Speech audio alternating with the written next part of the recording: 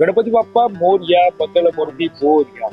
आपण गणेशोत्सव सुरू झाल्यापासून आपण मुंबईतील विविध मंडळांना भेट देतोय, विविध मंडळांमध्ये जाऊन त्या बाप्पाचं दर्शन घेतोय आणि त्या मंडळामध्ये बाप्पासाठी कोणत्या प्रकारचा बाप्पासाठी देखावा साकार केलाय आणि मुळात बाप्पाचं रूप कोणत्या रूपात आहे ते सुद्धा आपण पाहतोय.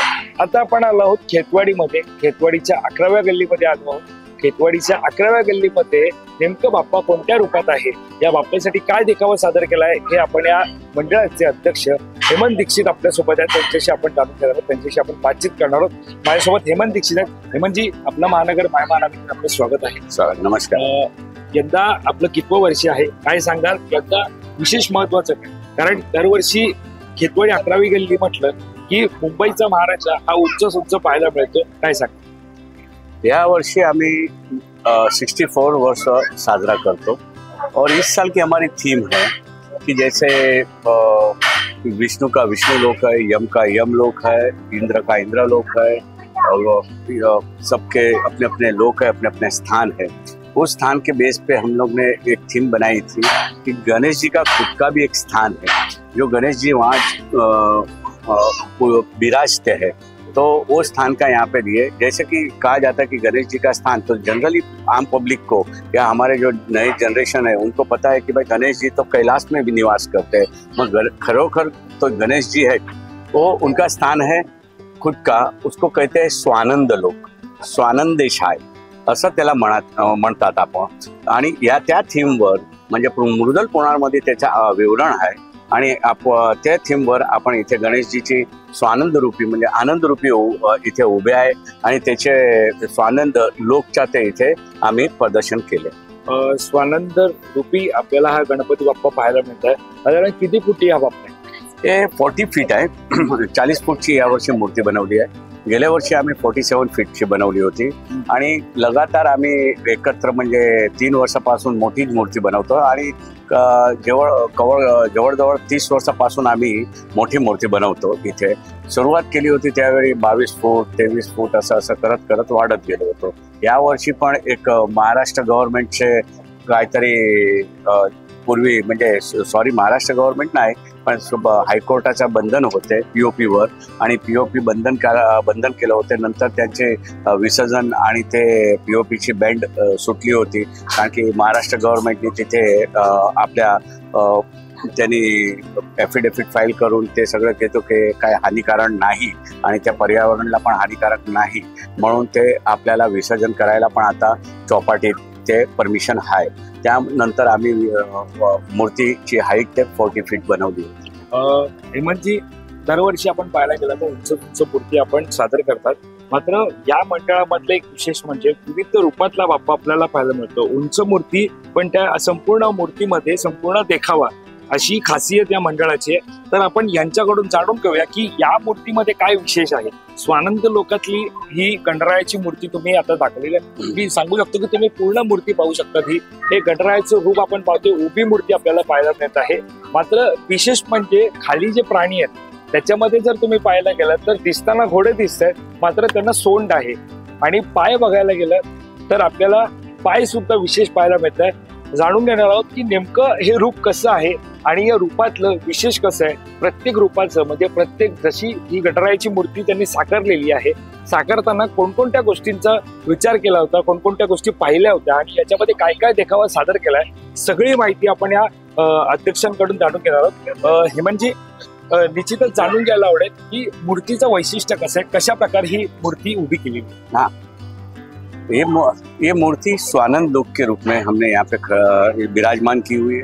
ये जो नीचे आप जो देखते हैं प्राणी, तो जैसे कहा जाता है कि पहले जब सृष्टि हुई थी तो सृष्टि में कैसे थे कि मानव कैसे धीरे धीरे वानर थे, वानर से धीरे धीरे करके आदि मानव के बाद में मानव स्वरूप में आए थे. वैसे ही प्राणियों का एक जो था तो उसको याली बोलते हैं. याली के उसमें से जैसे यहाँ पे हमने दिखाया हुआ है कि हाथी की सूंड है, क्रोकोडाइल की आईज है, घोड़े हॉर्स है, हॉर्स का हमने चेहरा लिया हुआ है और ये जो लायन है लायन के पंजे लिए हुए, तो उसमें से एक एक प्राणी उसमें से अलग हुए थे. तो वो यहाँ पे विवरण बताया हुआ है.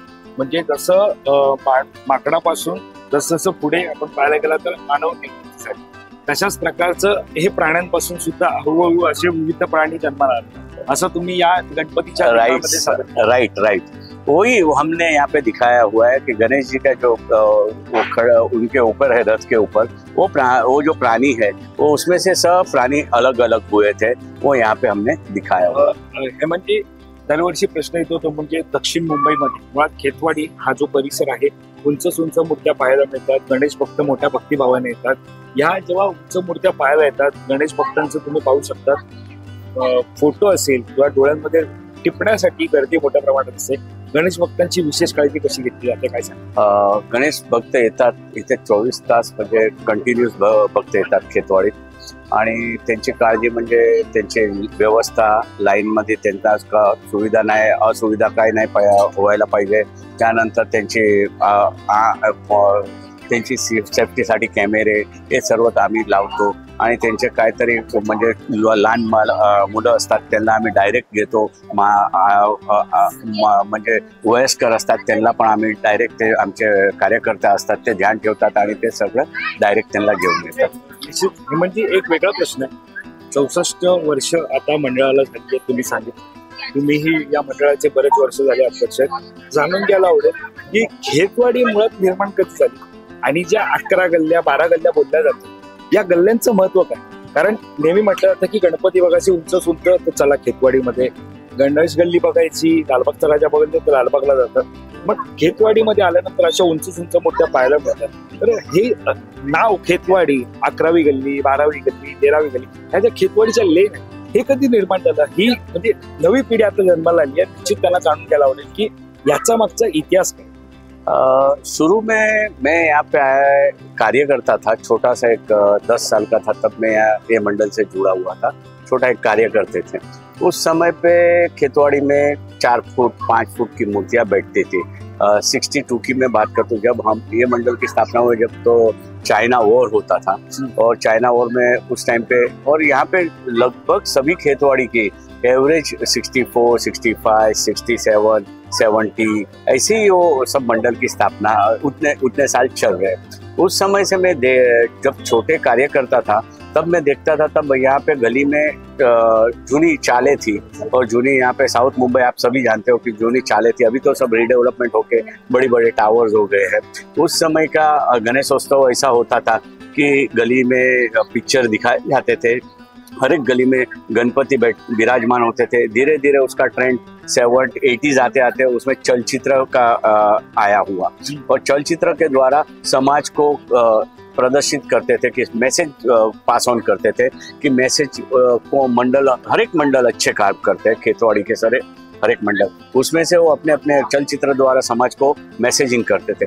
उसके बाद धीरे धीरे ट्रेंड चेंज हुआ 90s के आसपास में. तो 90s में धीरे धीरे मूर्तियों की हाइट बढ़ती गई, और मूर्तियों की हाइट बढ़ती गई तो हम देखे कि भक्त लोग, और उस समय पे चलचित्र में क्या होता था कि 10-10 मिनट सब रुकते थे और रुकना पड़ता था, और इतनी भीड़ होने लगी. तो बाद में धीरे धीरे चलचित्र थोड़ा कम होते गए, और उसमें हाइट का प्रमाण ज़्यादा बढ़ते गए.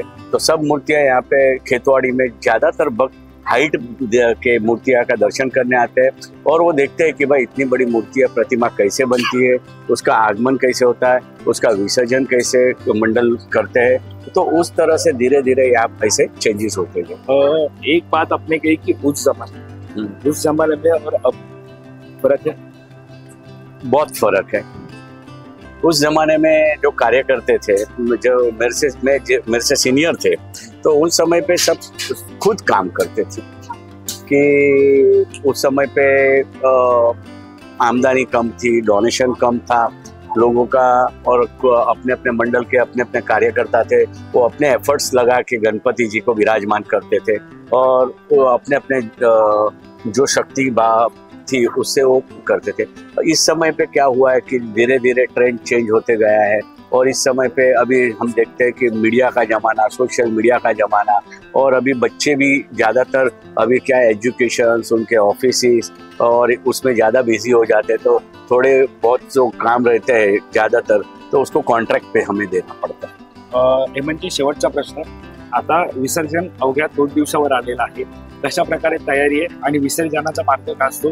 कारण खेतवाडीमध्ये मोठ्या प्रमाणात वायरिंगचं साम्राज्य आपल्याला पाहायला मिळतं, लटकत्या वायरी पाहायला मिळतात. मग त्याचा निर्णय कसा घेतला जातो आणि कशा प्रकारे बाप्पाचं विसर्जन होतं. खरोखर तो झाड आणि वायर आणि खड्डे तिन्ही मोठी एक इश्यू असतात मोठे विसर्जन गणपतीला. पण BMC पण त्याची काळजी घेतात. BMC रोड आणि खड्डे त्याचे ते पूर्ण प्रॉपर करून घेतात विसर्जनच्या अगोदर. आता त्यांचं काम पण सुरुवात झालेलं आहे. आणि दुसरं वायरी म्हणजे जास्त तर BSTचे वायर असतात ते तर एकदम कॉपरेटिव्ह असतात की ते लोक कॉल केला की ते 1 तासामध्ये ते लोक त्याच्यावर ऍक्शन करून ते साईड करून घेतात, ते डायव्हर्ट करून घेतात. फक्त प्रॉब्लेम कसा आहे की ओव्हरहेड जे वायर आहे केबलचे नेटचे, पण ते नेटचे इकडे मीन्स कि जितने लोकल लोग हैं उन लोग को हम पहले ही बताते हैं कि भाई इतनी हाइट की मूर्ति है तो आपकी वायर जो भी है तो आप ऊपर ले लीजिए या तो आपको उसका दूसरी ओर से बंदोबस्त करना चाहिए. तो बहुत से केबल ऑपरेटर है वो अपने अपने वायर है वो थोड़ा शिफ्ट करके ऊपर ले लेते हैं. झाड़ कटिंग के लिए BMC के आदमी रहते हैं, वो पूरे जो झाड़ जो उसमें ट्रिमिंग करते हैं मीन्स कि उसका जो रास्ता है रास्ता को प्रॉपर करके हो जाता है. धन्यवाद हेमंतजी आमच्याशी बातचीत केल्या संदर्भात. तर आता आपण होतो खेतवाडीच्या 11व्या गल्लीमध्ये खेतवाडीचा महाराजा याचं आपण दर्शन घेतलेलं आहे. अगदी पाहायला गेलं तर गणरायाची मोठी मूर्ती आपल्याला पाहायला मिळत आहे. खरं तर हे मंडळ म्हणजे उंच मूर्ती जवळपास 48-47 आणि साधारणतः यंदा या मूर्तीचं 50 फूट उंच मूर्ती करण्याचं लक्ष होतं. मात्र साधारणतः जे जसं त्यांनी अध्यक्षांनी आपल्याशी बातचीत करताना सांगितलं की POP मूर्ती हायकोर्टाचे आदेश यामुळे साधारणतः मूर्तीची हाईट त्यांना कमी करावी लागली. मात्र प्रयत्न असेल की पुढच्या वर्षी मोठी उंच मूर्ती आणि जवळपास 50 फुटापर्यंत उंच मूर्ती उभारण्याचा प्रयत्न असणार आहे. दरम्यान आता खेतवाडीमध्ये आपण आता आलेलो आहोत. मुंबईच्या विविध भागांमधील गणरायाचं आपण दर्शन घेतलेलं आहे. यापुढे सुद्धा आपण अनेक मंडळांमध्ये जाऊन गणरायाचं दर्शन घेणार आहोत. तिकडे गणरायासाठी कोणता देखावा सादर केलाय हे सुद्धा आपण पाहतो. कॅमेरा पर्सन अवधेश कोरीसह मी वैभव पाटील, मुंबई.